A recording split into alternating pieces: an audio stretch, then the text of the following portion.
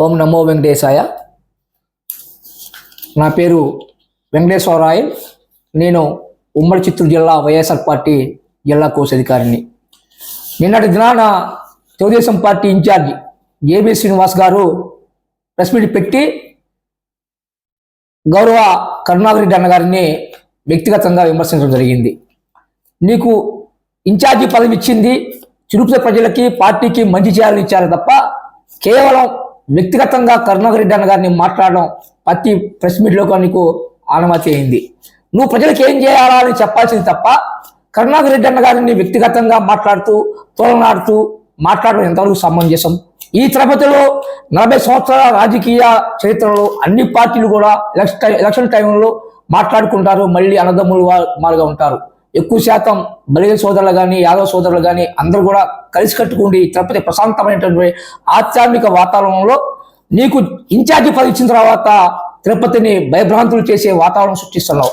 అంటే కేవలం నువ్వు రౌడీజాన్ని నమ్ముకొని రౌడీ లాంగ్వేజ్ భాషలో మాట్లాడుతూ అందరినీ భయభ్రాంతులు చేయాలంటే కుదరదు. కరుణాకర్ రెడ్డి అన్న గారిని వ్యక్తిగతంగా కానీ రాజకీయంగా కానీ భయపెట్టే మగాడు ఈ రాష్ట్రంలో కూడా ఎవడూ లేడు.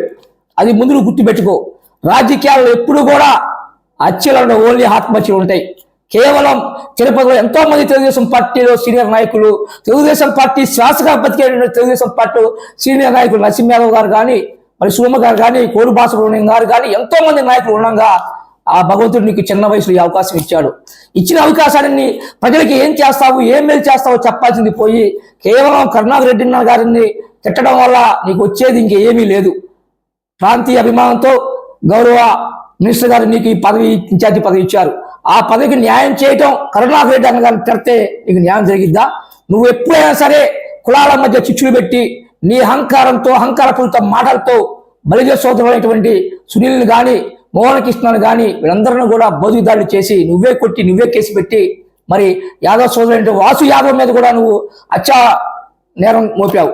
కేవలం తగులు కాడ ఉన్నటువంటి సీసీ ఫుటేజ్ నువ్వు పెట్టావు. వాళ్ళ అమ్మగారు ప్రార్థిస్తా ఉంది, నా కొడుకు చేసిన తప్పైంది, నా కొడుకు ఏ తప్పు చేయలేదని కాణిపాకంలో ప్రమాణం చేసింది, మన అలిపిరికాడలో ప్రమాణం చేసింది. తప్పు చేయలేని ఆ తల్లి ఘంటాపథంగా చెప్తున్నప్పుడు నువ్వెందుకు ఆ విషయాన్ని చెప్పకుండా కేవలం కరుణాకర్ రెడ్డి గారిని విమర్శించే పదే పెట్టుకున్నావు. అది ఎంత మాత్రం కూడా సమంజసం కాదు. రాజకీయాలు ఎప్పుడు కూడా చిన్న పెద్ద ఉండాలా, ఓర్పు సహనం ఉండాలా. నువ్వు రాజకీయంగా ఎదిగే ఆలోచన కానీ ధోరణి కానీ ఇది కాదు. ఎంతో మంది ఇతర రాజకీయ నాయకులు ఉన్నారు, వాళ్ళ రాజకీయ జీవితాన్ని ముందుకు తీసుకెళ్లారు. కానీ ఈ విధంగా వ్యక్తిగతంగా ఎప్పుడు కూడా ఎవరు కూడా నిన్ను ఇంట్లో నుంచి రాయడం బయటికి, నిన్ను ఊరి నుంచి బయటికి పంపించేస్తావు అనేటువంటి మాటలు ఎప్పుడు కూడా ఈ తిరుపతితో రాలేదు. కేవలం నీకు ఇన్ఛార్జి పదవి ఇచ్చిన తర్వాత తిరుపతి ఒక భయానటువంటి వాతావరణం మీరు నెలకొల్పారు. ఈ వాతావరణం తిరుపతి ప్రజలకు ఎంత మాత్రం మంచిది కాదు. తిరుపతి ప్రజలు ఎప్పుడు కూడా దీన్ని మెచ్చుకోరు. ప్రజలకి మీరు ఏం చేస్తారో అది చెప్పాల్సింది తప్ప కేవలం కరుణాకర్ రెడ్డి అన్న గారి గురించి మాట్లాడే స్థాయి నీకు లేదు. ఆయన ఎగిసిపడే కెరటం లాంటోడు, ఆకాశం తెలియటువంటి వ్యక్తిత్వం వాడు ఆయన. ఈ రాష్ట్రంలో అతి కొద్ది మంది ముఖ్య నాయకుల్లో కరుణాకర్ రెడ్డి గారు ఒకరు. ఆయన మౌనం నీకు అర్థం కావటం లేదు. రేపు రాబోయే 2029 ఎలక్షన్లో తిరుపతిలో అభినయ్ రెడ్డి గారు మా వైఎస్ఆర్ పార్టీ అభ్యర్థి.